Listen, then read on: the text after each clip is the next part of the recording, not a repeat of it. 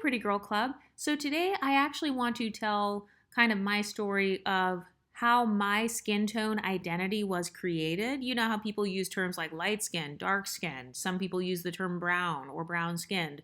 Other people call themselves by nicknames like cinnamon or caramel or whatever. So I want to talk about my story because I've noticed that one of the critiques that people try to give on YouTube is they try to say, well, none of this even matters. Like the whole skin tone thing doesn't matter. Skin color doesn't matter. The only reason that people are talking about it is because it's on social media. Social media is not real life. And it's like, okay, first of all, we do live in a society that includes technology. So actually, yes, what you experience on social media does have real life effects. If you are being bullied on social media because of your skin tone, or you're being ostracized on social media because of your skin tone, it has a real life effect on your mental health. So I don't like when people try to downplay the internet and they make it like, oh, well, it's not a big deal. It's just the internet, or like it's just Instagram, or it's just YouTube. And I mean, I understand that they're trying to say you shouldn't obsess over it, because I'm like that too. It's like, yeah, I'm not going to obsess over it. But what people say about you and like cyberbullying and stuff, that has real effects on people. So as far as how my skin tone identity was created, for reference, my Fenty shade is anywhere from 300 to about 315 on average. I can get darker than that. But you guys know about my story growing up. So there were a few instances where people would bring up my skin tone and bring up that it was lighter, that I was lighter skinned. But I never considered it to be a part of my identity or like a big deal until I really got older. Because when I was younger, I did have teachers, black teachers, unambiguous, monoracial, dark skinned black women and men. They would bring up my skin tone and talk about how it was light. And then I had it also brought up at the white school that I went to for the majority of my childhood, where even white people, or one time this East Indian guy also brought up my skin tone, saying that I had yellow undertones. But those were only a few instances.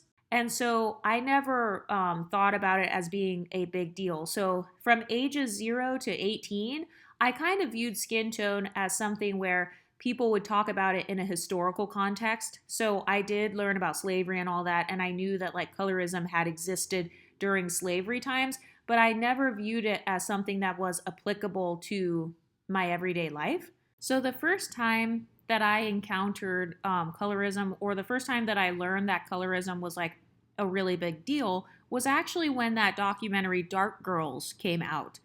So in that documentary, there were a bunch of like unambiguous women who were talking about their experiences and how bad it was. And I was a teenager when that came out. I remember being so shocked when I saw that, to the point where I almost cried, because I had no idea that people were being disparaged because of their complexions and stuff. I remember some of those women, they were talking about how boys in school, they didn't want the other kids to know like that he had a crush on them and stuff. And they would say like, oh, meet me behind the school, and like they didn't want to be seen in public with them.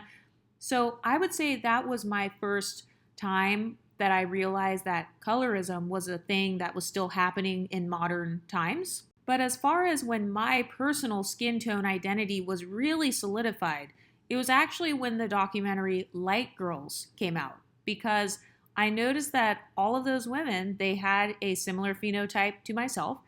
And I also noticed that the stories that they told were very similar to my own. And I also remember, I was a teenager still when that came out.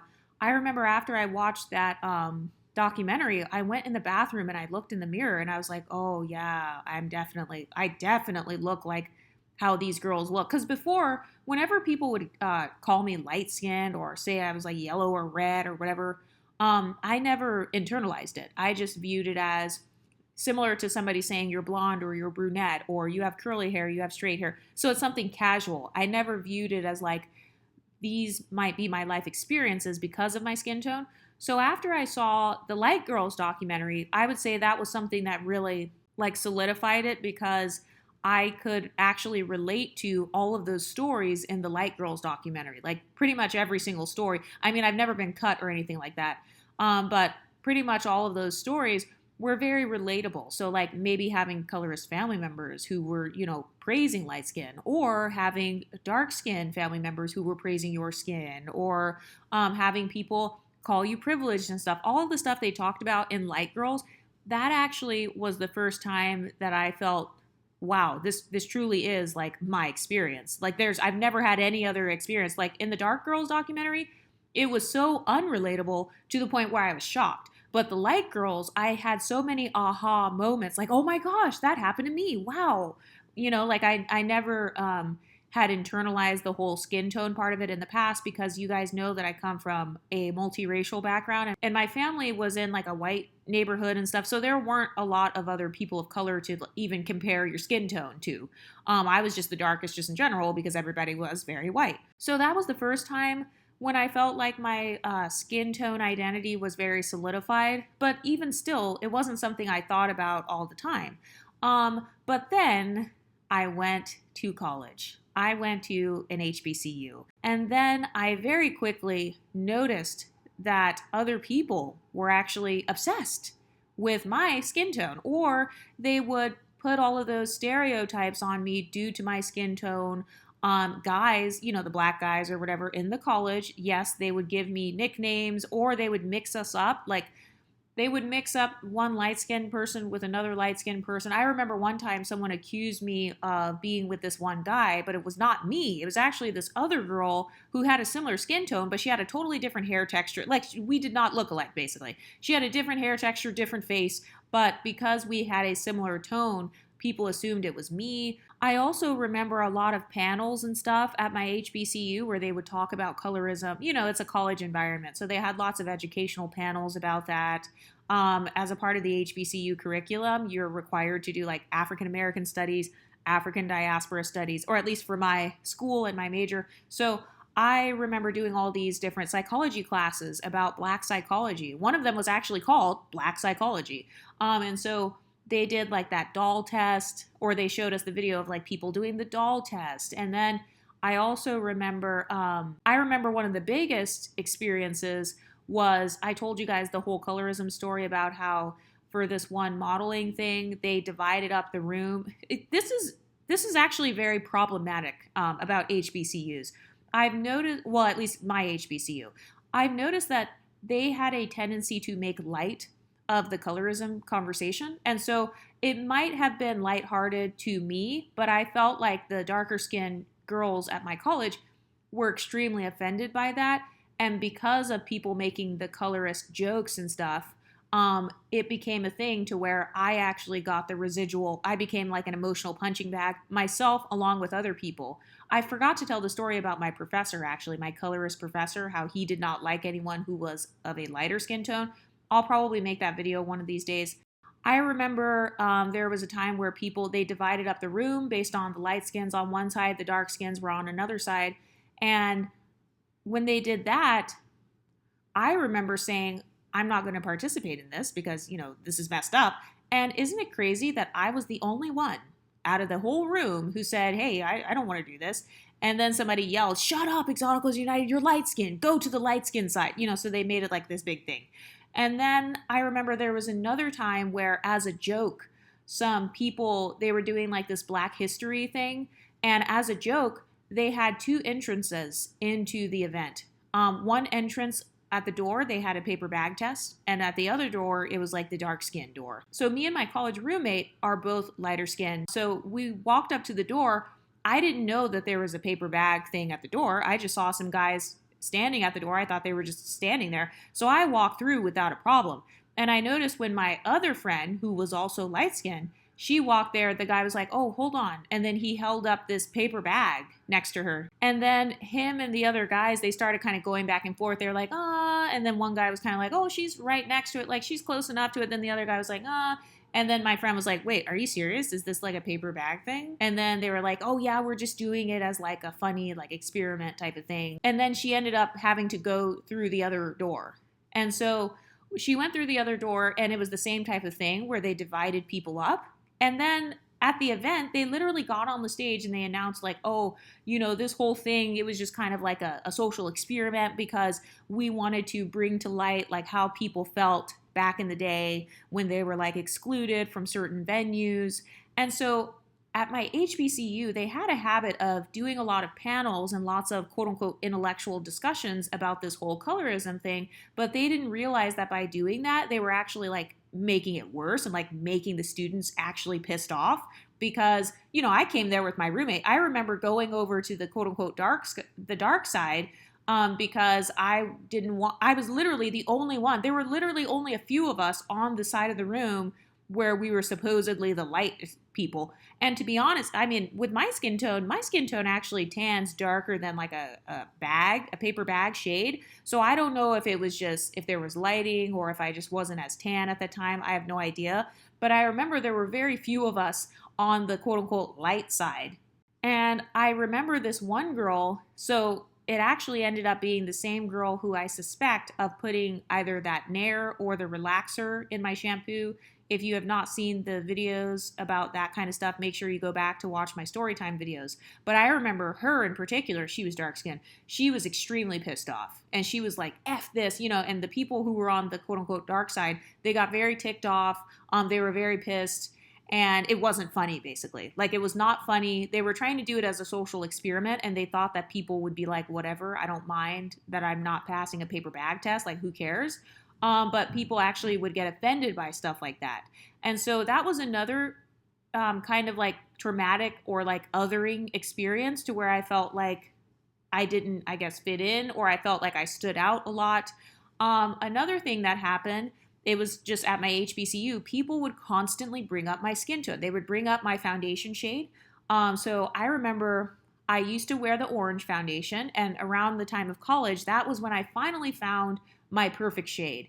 And I remember people trying to argue back and forth. Like, there was this one girl where she was always rude to me. She happened to be Nigerian, but she was American though. Like, she didn't have an accent or anything. And I remember one time I did my makeup. It was perfect. My foundation matched me perfectly. I did my hair that day. I had just pressed my hair. This is back when I was more of like a press and curl natural. So I had just pressed my hair. And then I remember getting on the train. And I remember she was like, oh, I didn't know that you had blonde eyelashes. And I was like, what? And she was like, your eyelashes are blonde. And I looked in the mirror and a little bit of my foundation got on my eyelash because I forgot to put on mascara that day. She was like making comments about my foundation and my skin. And I was like, oh, whoops, I just got some makeup on my eye. Like, let me wipe it off or whatever. And then she was like, oh yeah, your foundation, like you just look really light. Like you look lighter than normal. And I mean, technically I did look lighter than normal because I had stopped wearing my normal orange MAC foundation.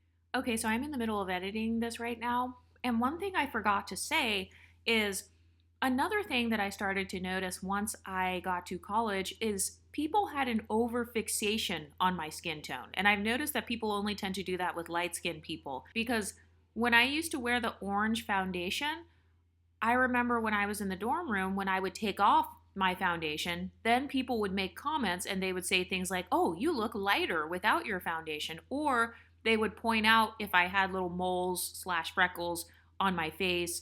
Another thing that I noticed is whenever I would get a tan, I've noticed this actually still happens to this day with people in the Black community where they like to measure my tan. Like people try to measure how dark you can get if you're light skinned, because they want to try to approximate themselves to you. So they want to try to be like, oh, you're almost as dark as me, or like, you're my color.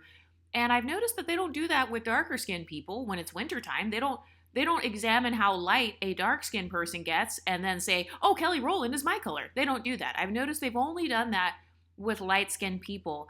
Another thing that happened was when I was actually at church, this is back when I was religious, there was this one unambiguous girl and it was summertime. And so at that particular hangout, all of the girls, we all happened to be mixed race. So some of the girls were like half white, some of the girls were 3/4 white, some of the girls were like Blasian or whatever. So we all happened to be mixed except for this one unambiguous girl. And I remember all of us got a tan.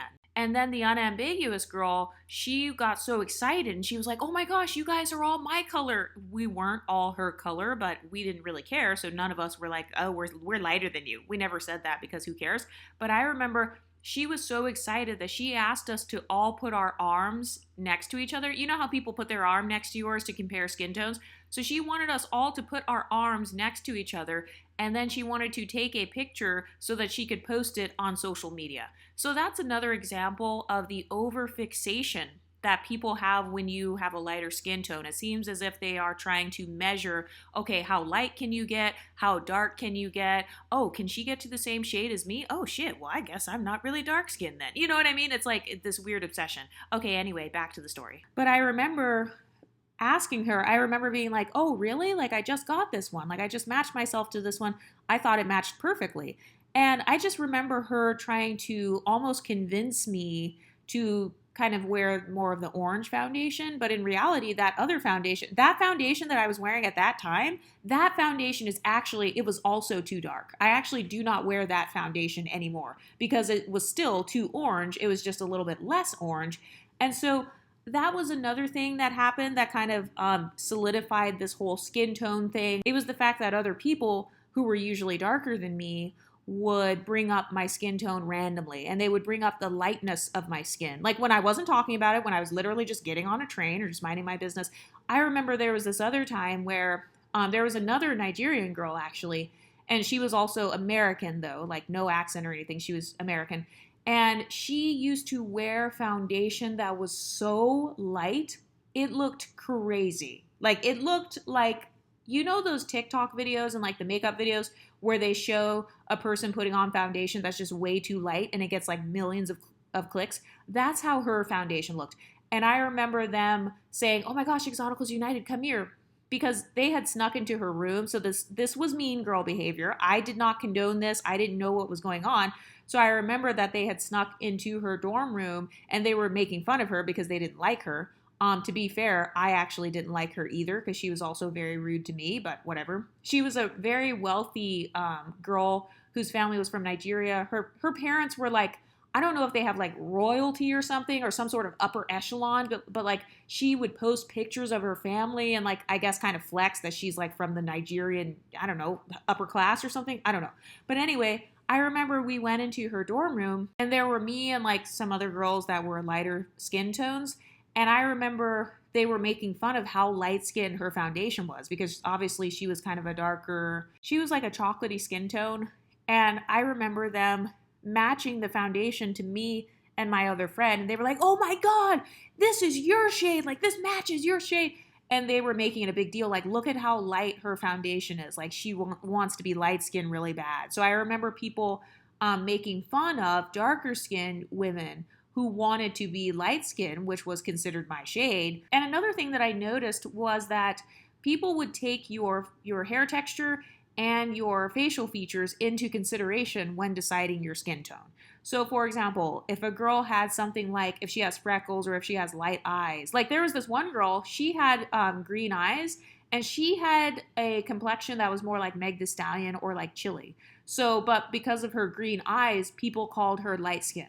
And I also noticed there were a few other girls who also had Chili's exact phenotype, actually, and they were called light-skinned as well. So that was when I realized that people actually take into consideration your overall ambiguity when they are deciding your skin tone, or at least at my college, that's how it was. So that was kind of how my skin tone identity was created. So when I was growing up, because I was mostly around white people, I viewed myself as darker than I was because I was the darkest person. I mean, if everybody's white and I'm the only person that is non-white, obviously I'm going to view myself as dark. But then when I got to my HBCU and about 85% of the students were like dark skinned, the quote unquote light skins really stood out. So it was funny because me and all the other girls and all the other guys, all the light-skinned guys, we all knew each other, like on the campus. We all knew each other's names, like we'd be able to spot each other in a crowd or something like that. Sometimes we would like make jokes about it and stuff like that because it was something that other people were actually focusing on a lot. And so I don't know if you would call that pedestalization or not because I experienced a lot of random backlash and random stereotypes and just random stuff, like people assuming I'm sleeping with their boyfriends. So I can't guarantee, I don't know if it's because of my skin. I don't know if it's because of how I looked. So I guess I technically can't pinpoint it. But yeah, people would accuse me of being with their boyfriends. And also, I was not the type that would just go to a guy's dorm room and stuff like that because I've always been the type where I know better than to be seen out in public with a guy that is not my boyfriend, because at that time I knew people are going to start gossiping and talking shit. Another thing that happened was sometimes guys, like the black men in the college, they would say, oh, I wanted to compliment you, but I don't want to gas your head up. Like I remember one guy, he was like, yeah, you always look so pretty. You always look different. And that's because you guys know that I like to change my hair a lot. I like to change my makeup and all that. And he was like, yeah, you always look pretty. Every time I see you, it's something different. But I didn't want to tell you because I don't want to like gas your head up. I don't want to make you feel like, really pumped up. And people kept making these comments such as, I don't want to blow your head up. Or if somebody else would compliment me, people would say, oh, don't give her a compliment. So they would make it as if I am somehow thinking I'm all that. Or they would project these stereotypes onto me as if I had some sort of complex about my skin tone. So I knew it was a big deal because people would literally call me by my skin tone. People would make comments like, ew, I can see your veins. Yes, somebody literally said that before. She said ew when describing my hands. I didn't know that people couldn't see your veins. I thought everybody could see their veins. I didn't know that that was a trait that was associated with skin tone. Also, I learned about these crazy things that people would do, like they did the pencil test, where like if you put a pencil in someone's hair and it falls out, then that means that they have quote unquote good hair, or it means that they are colored and not black. So somebody did that one time and then they told me what it was. So they had all these random crazy like stereotypes, and other people would actually bring up my skin tone. And they didn't necessarily bring it up negatively, except for when they were talking about the negative stereotypes, such as thinking I'm better or thinking I'm all that. Or they would associate me with being slutty. Or like whenever there were opportunities, if I got to be in a club or if I got to do some sort of modeling thing or whatever, some sort of opportunity, then I noticed that the girls on campus, the darker skinned, unambiguous girls, they would actually tell me, oh yeah, they only chose tall, light-skinned girls. Oh, they only chose light-skinned girls for this. They only chose the light-skinned girls for that. So other people were actually projecting it onto me. I had never viewed my skin tone as a part of my personality. I had never viewed it as a part of my personality or a part of my identity until others in the black community, normally they were non-light-skinned people, who would constantly make it a thing. They would make it a big deal. And it was so fun. It was so common to the point where myself and other light-skinned people, we would all make jokes and say, oh, none of us even knew we were light-skinned until we came here, because a lot of us had grown up around all white people. So we had never thought about skin tone. We only thought about ourselves in terms of race, like if you're mixed race or if you were monoracially black. And so it was literally a running joke amongst the quote unquote light skins on campus that a lot of us, like we never thought that our skin was a big deal until we got around people who were not of our skin tone. Another thing that really solidified my skin tone identity, believe it or not, it was actually Chrissy's YouTube channel. I had never really watched a lot of YouTube when I was in college, because I was just kind of busy or whatever. So after college, I came across these videos where she would comment on celebrities or whatever. So I would just click on them, and I noticed she had like a whole series where she was talking about light-skinned people. And she would show, these women who were my phenotype. Sometimes they were maybe a little darker. Sometimes maybe they had like kinkier hair texture. But she would show these women of my phenotype, and she would like pathologize people with my skin tone. I also remember people making the talking point of, she's not pretty, she's just light-skinned. And I remember thinking to myself, oh, wow. So this whole time, because I always thought that I had like a pretty face. And I remember thinking, oh, wow. So this whole time, like, was everything just based on my skin tone? Because I actually did get a modeling contract when I was 14. And she literally did say, she was white though, but she said, oh, you have such beautiful skin. You can wear any color. And I got signed. I actually was questioning all of my life experiences at that point. I was like, oh, wait a minute. So was that colorism? Like, was she signing me because of my skin? Or like, was she signing me because I was darker than the white people? Or was I considered exotic? Was she exotifying me? And so those channels, the colorism channels, actually solidified this identity even more, to the point where I actually started to view it as what I now call a skin tone identity. So in the past, I saw it as a casual thing. Around college, I started taking it more seriously, I guess, because I was like, okay, everybody else seems to care about this. So yeah, I guess I should care. And I also remember people making the comments like, oh, you guys look like brother and sister. People definitely made those types of comments about me when I was at an HBCU. Like, let's say I was standing next to a lighter skinned guy. People would say, you guys look like brother and sister. Or when I was with my friends, like if I had a friend who was also light skinned, people would say, you guys look like sisters. And so other people, they actually kept projecting it onto me, like that I should think of this as a big deal or that I should think of this as a part of my personality, I guess. And because other people and even YouTube channels started calling people by nicknames such as light skinned, because I mean, that's not their name. Their name is not light skinned. Usually the person has a name, but you're calling them by this nickname or by this descriptor. And then you're also using terms like preference, like these women are the preference or whatever. So then that is actually what solidified the creation of my skin tone identity.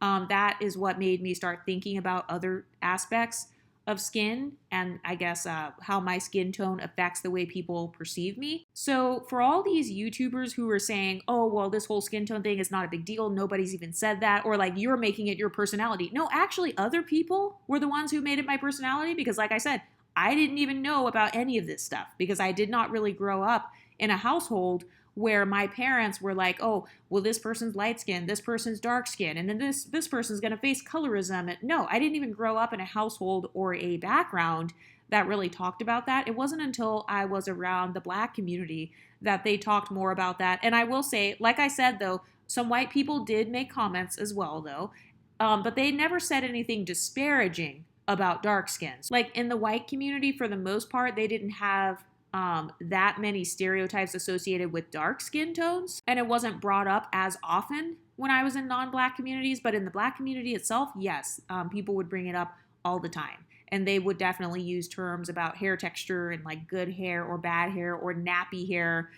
You all know that if you're light skinned, you're not allowed to call things nappy. You're not allowed to say stuff like that. But to be completely honest, since other people kept projecting onto me that apparently I would be privileged or that people would perceive me as pretty or people would give me opportunities based on this. I am at the point in my life now to where I accept that. I accept any privileges that are coming my way. I don't necessarily, when it comes to people talking about skin tone privileges, I think that yes, it exists, but I don't think that it is something where it's like, your whole life is going to be ruined if you're not white. Because remember, when it comes to colorism, white people would be the lightest, right?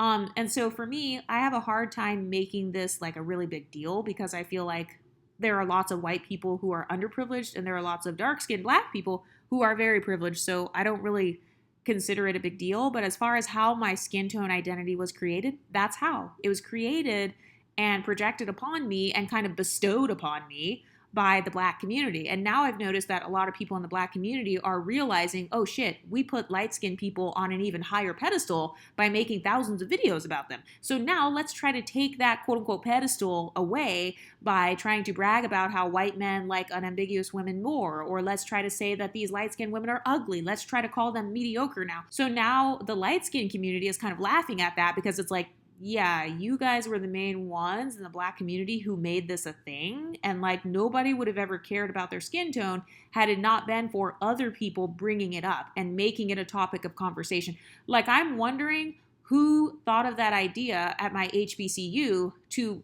do the paper bag test or to separate us up by skin tones. Because I know that the one where they separated us by skin tones, that was a dark-skinned Black woman and a dark-skinned Black gay man that came up with that idea. And obviously at an HBCU, the majority of the people are dark-skinned and unambiguous. And there were a few people from other countries too, like from different African countries and stuff. So for the people who say, oh, this whole thing, it's only happening on social media or you're only thinking this way because of social media. No, it's not just because of social media. It's a combination of both social media as well as our real life experiences. Oh, and I also forgot to tell the story about when I was cyberbullied. It wasn't just me though. It was me and several other lighter skinned girls at my HBCU. And they made this page. They made like, okay, so do you remember like Tumblr and like, you know, the kind of the older social media pages? So I remember they made this page where they were like, these girls are the most conceited girls in the whole school. And then they put literally all light-skinned girls. So of course my freaking photo was on there, even though I had never done anything. They would be like, oh, she thinks she's popping when she's not. Like that was the little tagline they put under my photo. So they literally screenshotted my Instagram photo and they put it up on this little thing. I won't say the name of which social media because I don't want to dox it, but they put it up on the thing like to bully me and to bully the other light-skinned girls, and they called us, like the name of the page was like XYZ HBCU's most conceited girls or something along that lines, where it was definitely a stereotypical, they were trying to stereotype light-skinned women. So they put myself and then a few other girls who also had a similar skin tone to me, and they also wore their natural hair. That's what I realized actually. With that particular bullying page, all of us, what we all had in common was we all had a light skin tone. So it was either like a light brown all the way to like, I guess, high yellow. And then we all wore our natural hair. So one of the girls they put on there, she had like a relaxer, but she still wore her natural hair. Me and a few of the other girls, we were more of like the silk press naturals for the most part. So I did notice that pattern as well. And so I feel like a lot of the skin tone identity stuff, it is placed upon you really by the Black community, because I had never really seen a lot of white people kind of separating out Black people, like lining them up and shit and like dividing the rooms and shit and pulling out bags and all this crap. I had never seen a white person do that. I've only seen unambiguous Black people doing that, just being honest. I haven't even seen a light-skinned person doing that. I have only seen unambiguous mono dark-skinned Black men and women doing stuff like that. So for those of you who are curious as to why we are creating channels and making videos about the quote-unquote light-skinned Black experience, it's because it is an actual experience. So if you're a light-skinned person and you've never experienced any of these things, this is not the channel for you. Please go back to the other channels. But for those of you who are curious, that's my story. Anyway, what do you ladies think? Have you ever had others project certain stereotypes onto you? Let me know what you think in the comment section, and I'll talk to you next time. Stay pretty, ladies.